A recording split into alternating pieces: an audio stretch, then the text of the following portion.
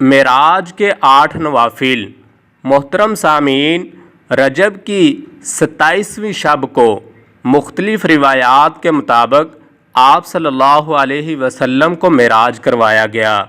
آپ آسمانوں پہ تشریف لے گئے۔ اللہ تعالیٰ کی طرف سے آپ کو تحفے عطا کیے گئے۔ اس رات آپ نے عبادت کرنی ہے۔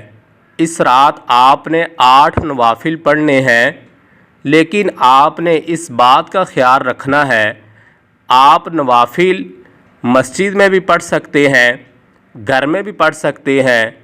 ان نوافل کا جو ٹائم ہے عشاء کی نماز کے بعد سے لے کر صبح صادق تک ہے۔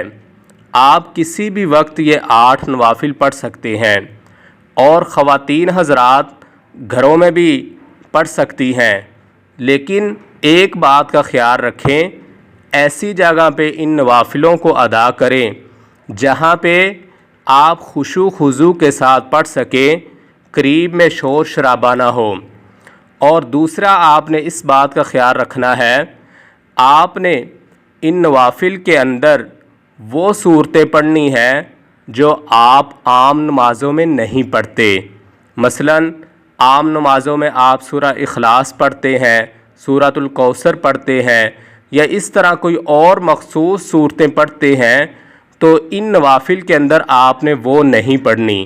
اس لیے جب کوئی اور صورتیں آپ پڑھیں گے تو آپ کی توجہ، آپ کا دھیان اس طرف ہوگا جس سے آپ کے نوافل میں خشوع خضوع پیدا ہوگا۔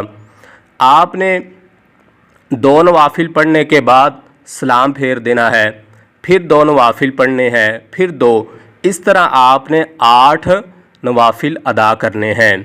اور جب رات کا آخری پہر ہوتا ہے تو اللہ تعالیٰ آسمان دنیا پہ آ کر آواز لگاتے ہیں، ہے کوئی مجھ سے مانگنے والا میں اس کو عطا کروں، ہے کوئی روزی مانگنے والا میں اس کو روزی عطا کروں۔ آپ نے یہ 8 نوافل پڑھنے کے بعد آپ صلی اللہ علیہ وسلم پر درود پڑھنا ہے، اور کم از کم 1 تسبیح آپ نے درود شریف کی پڑھنی ہے۔ یہ پڑھنے کے بعد آپ اللہ تعالیٰ سے اپنی حاجت کے لیے، اپنی پریشانیوں کے لیے، جو بھی آپ کو مسائل ہیں ان کی خلاصی کے لیے آپ گڑ گڑا کے اللہ تعالیٰ سے دعا مانگے۔